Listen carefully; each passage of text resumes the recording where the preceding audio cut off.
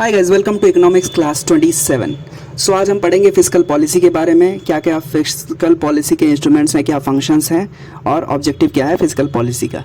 तो जब भी हम फिस्कल पॉलिसी की बात करेंगे तो वहाँ पे गवर्नमेंट का रोल होगा। जैसे हमने शुरुआती क्लासेस में पढ़ा था कि monetary policy deals with supply of money in the economy और इन्फ्लेशन को कैसे कंट्रोल करते हैं। लेकिन जब फिस्कल पॉलिसी की बात आएगी तो वहाँ पे आरबीआई का रोल नहीं रहेगा, सेंट्रल बैंक का रोल नहीं रहेगा, वहाँ पे गवर्नमेंट का रोल रहता है, पर्टिकुलरली सेंट्रल गवर्नमेंट का। तो फिस्कल पॉलिसी में सेंट्रल गवर्नमेंट का रोल रहता है। और फिस्कल पॉलिसी में क्या क्या दो बातें होती हैं, दो चीज़ें जिसका हमें ध्यान रखना होता है। पहला टैक्सेशन और दूसरा expenditure decisions of the government. So fiscal policy basically deals with taxation and expenditure decisions of the government, कि गवर्नमेंट अपने टैक्स के कैसे डिसीजंस लेता है, गवर्नमेंट अपने एक्सपेंडिचर किस तरीके से करता है, कहाँ कहाँ करता है। Okay, so fiscal policy involves use of government taxes and spending to alter the macro economic output. मतलब सरकार को कुछ रिजल्ट्स चाहिए, कुछ आउटपुट लाना है, तो उसके लिए किस तरीके से वो अपनी स्पेंडिंग करे, ये इसमें देखा जाता है फिस्कल पॉलिसी के अंदर।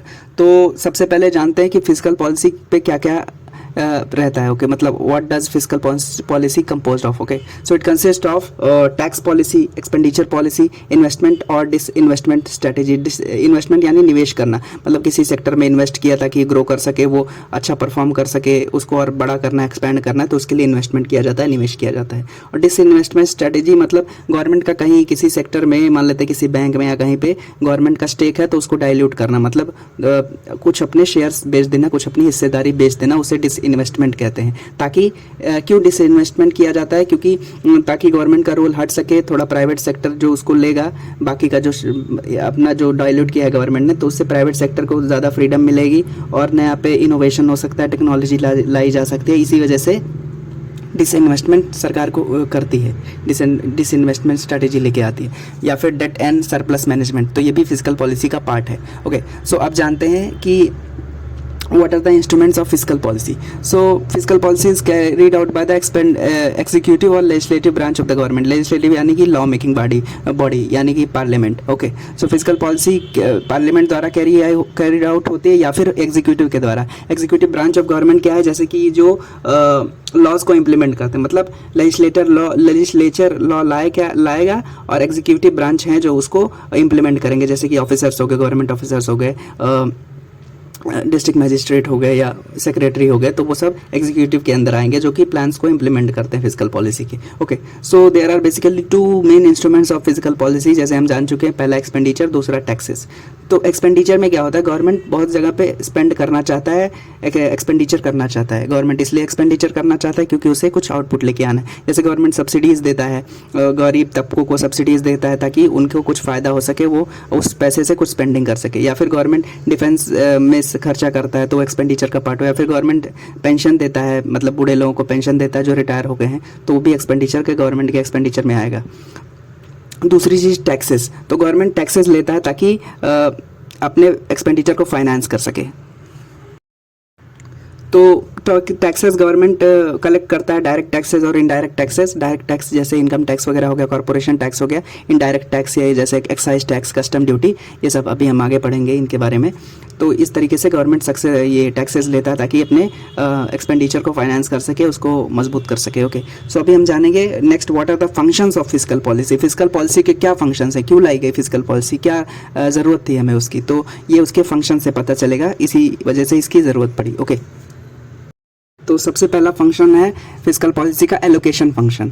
मतलब जैसे कि हम जानते हैं कि बहुत सारी चीज़ें होती है, जैसे कार्स, क्लोथ्स वगैरह, ये सब प्राइवेट सेक्टर प्रोवाइड कर सकता है। लेकिन बहुत सारे ऐसे चीज़ें हैं जो प्राइवेट सेक्टर नहीं कर सकता, जैसे रोड्स का काम, इंफ्रास्ट्रक्चर का काम जो कि सरकार के अंदर आता है, नेशनल डिफेंस का काम, ये सब प्राइवेट सेक्टर नहीं प्रोवाइड कर सकता। तो इसकी वजह से एलोकेशन फंक्शन में क्या होता है, it deals with how much expenditure can be allocated by the government and who will allocate it. मतलब एलोकेशन फंक्शन में गवर्नमेंट कहाँ कहाँ अपने रिसोर्सेज एलोकेट करना चाहता है और किस तरीके से करना चाहता है, ये एलोकेशन फंक्शन में आता है। Okay, so goods refer to as public goods like roads, national defence etcetera that can not be provided by market mechanism. मतलब प्राइवेट सेक्टर नहीं कर सकता, मतलब it can not be this private goods का जो होता है वो मार्केट मैकेनिज्म से नहीं कर सकते हम, जैसे कि bye transaction between consumers and producers. ऐसा नहीं कर सकते कि तुमने टैक्स नहीं दिया तो तुम रोड पे नहीं चलोगे या फिर तुम्हें नेशनल डिफेंस नहीं प्रोवाइड होगी। ओके, तो ये पब्लिक गुड्स हैं, तो उसके लिए सरकार का ज़रूरी होना आवश्यक है। Okay, so that's why allocation function में गवर्नमेंट का रोल बढ़ जाता है। Okay, so some public goods that can not be provided by market mechanism between by consumer like transaction between consumers and producers and must be provided by the government. So this is called as allocation functions, के मतलब कुछ resources है जो government ही allocate कर सकती है, अच्छे से कर सकती है। दूसरा फंक्शन है फिस्कल पॉलिसी का डिस्ट्रीब्यूशन फंक्शन। डिस्ट्रीब्यूशन जैसे नाम से पता चल रहा है कि हम डिस्ट्रीब्यूशन करना चाहते हैं। किस चीज़ का डिस्ट्रीब्यूशन करना चाहते हैं? इनकम का डिस्ट्रीब्यूशन करना चाहते हैं। सो ये गवर्नमेंट कैसे करता है income distribution? So through its tax and expenditure policy the government attempts to bring out a distribution of income that is considered fair by the society. मतलब इतना ज़्यादा इनकम का इनइक्वालिटी ना रहे, कोई थोड़ी इक्वालिटी आए, इसकी वजह से गवर्नमेंट काम करता रहता है। बहुत सारे लोग जिनकी इनकम बहुत ज़्यादा उन पर टैक्सेस लगा के पर्सनल डिस्पोजेबल इनकम को उनके अफेक्ट करता है। Okay, so the government affects the personal disposable income of house holds by making transfer payments and collecting taxes. मतलब जिन लोगों को ज़रूरत है उसको गवर्नमेंट या देगा, सब्सिडी देगा कोई स्कीम से, जैसे किसान सम्मान निधि हो गया, उससे बेनिफिट प्रोवाइड कर दिया, उसे ट्रांसफर पेमेंट कहते हैं, या फिर स्कॉलरशिप दे दिया। मतलब बदले ट्रांसफर पेमेंट वो पेमेंट होता है जिसके बदले में कोई काम ना किया गया हो, जैसे स्कॉलरशिप दे दी, या फिर किसी को स्कीम के तहत महिला सम्मान योजना में पैसे दे दिए, बेटी बचाओ के लिए पैसे दे दिए, या फिर किसान सम्मान निधि उसके लिए दे दिए, किसान को हर 3 महीने पे पैसे मिल रहे हैं। तो इस तरीके से ट्रांसफ़र पेमेंट्स होते हैं। तो गवर्नमेंट ट्रांसफ़र पेमेंट करता है उन सेक्टर्स को जिनको ज़रूरत है, और टैक्सेस कलेक्ट करता है ज़्यादा उन लोगों से जिनकी इनकम ज़्यादा है। इसकी वजह से क्या होता है, इनकम का डिस्ट्रीब्यूशन अच्छा रहता है। मतलब इतनी ज़्यादा इनइक्वालिटी ना रहे पैसों की, इनकम की, सबके पास ज़रूरत के हिसाब से पैसे रहें। Okay, so this is called as distribution function of the government और distribution functions of the fiscal policy. तीसरा फंक्शन है फिस्कल पॉलिसी का, वो है स्टेबलाइजेशन फंक्शन। तो स्टेबलाइजेशन क्या होता है? जैसे सरकार के अंदर, इकोनॉमी के अंदर आप देख सकते हैं कभी हो सकता है बहुत ज़्यादा अनएम्प्लॉयमेंट रहे, जैसे कि आजकल है, और इन्फ्लेशन रहे, महंगाई रहे, तो उस समय सरकार क्या करती है, नया एक्सपेंडिचर इन्फ्यूज करती है डिमांड बढ़ाने के लिए। गवर्नमेंट क्या करेगी, टैक्सेस घटा देगी। गवर्नमेंट क्या करेगी, स्कीम्स के थ्रू लोगों को पैसा पहुंचाएगी, बच्चों को, जो स्टूडेंट्स हैं उनको स्कॉलरशिप देगी। इस तरीके से पैसे पहुंचाती रहेगी ताकि डिमांड बूस्ट हो सके, लोग चीज़ें खरीदें। चीज़ें लोग खरीदेंगे तो नई चीज़ें बनेंगी, नई चीज़ें बनेंगी तो लोगों को नौकरी मिलेगी, जो लोग उसको बना रहे हैं। इसी वजह से इकोनॉमी बूस्ट होगी, ग्रोथ आएगा इकोनॉमी के अंदर, और इकोनॉमी हमारी किक स्टार्ट होगी। तो the economy can suffer from substantial fluctuations and may suffer from long periods of unemployment and inflation. So there may be times when extra government expenditure is needed, जैसे कि government ने किया था Covid के time पे। सो there में also be times when expenditure exceed the output. मतलब जितना हमारा सप्लाई है उससे ज़्यादा अगर डिमांड बढ़ गया, तो उस केस में भी कब होता है ऐसा कि बहुत ज़्यादा सप्लाई घट गई और डिमांड बढ़ गया? जब लोगों के पास बहुत ज़्यादा एक्सपेंडिचर करने के लिए पैसा रहता है। मतलब लोगों के पास अगर बहुत ज़्यादा हाई एम्प्लॉयमेंट है, बहुत ज़्यादा पैसे हैं लोगों के पास, तो लोग खर्चा ज़्यादा करेंगे। तो जब लोग के पास पैसे बहुत ज़्यादा हैं तो सामान हमेशा मार्केट में कम ही रहता है, सप्लाई कम ही रहता है। तो इसकी वजह से क्या होगा, बहुत सारे पैसे चेज करेंगे बहुत कम गुड्स को, तो इसी वजह से महंगाई हो जाती है। ओके, तो हाई एम्प्लॉयमेंट के केस में जब रहेगा, लोगों के पास बहुत पैसे रहेंगे तो महंगाई बढ़ जाती है, क्योंकि सबको सामान खरीदना है, सबके पास पैसे हैं, तो इसी वजह से चीज़ों के दाम बढ़ जाते हैं, क्योंकि चीज़ें लिमिटेड रहेंगी ना हमेशा, तो इसकी वजह से इन्फ्लेशन आता है। तो उसमें भी गवर्नमेंट स्टेबलाइज करता है, टैक्स बढ़ा देता है या कुछ और कर देता है, ताकि स्टेबलाइजेशन फंक्शन अच्छे से परफॉर्म होता रहे। मतलब अगर पैसे नहीं है लोगों के पास तो गवर्नमेंट ट्रांसफ़र पेमेंट करेगा, और बहुत ज़्यादा एम्प्लॉयमेंट हो गई तो टैक्सेस लगाएगा। मतलब गवर्नमेंट हर तरीके से चीज़ों को बैलेंस करना चाहती है। ओके, सो बहुत ज़्यादा एम्प्लॉयमेंट रहेगा तो पैसे ज़्यादा लोगों के पास रहेंगे, तो गवर्नमेंट टैक्स लगा देगा उसको कम करने के लिए, या फिर लोगों के पास पैसे नहीं है तो गवर्नमेंट डिमांड बूस्ट करने के लिए कुछ और कर देगा, स्कीम्स दे देगा, या फिर पैसे प्रोवाइड करेगा अदर और तरीके से ट्रांसफ़र पेमेंट कर देगा। तो अभी जानते हैं what are the objectives of fiscal policy.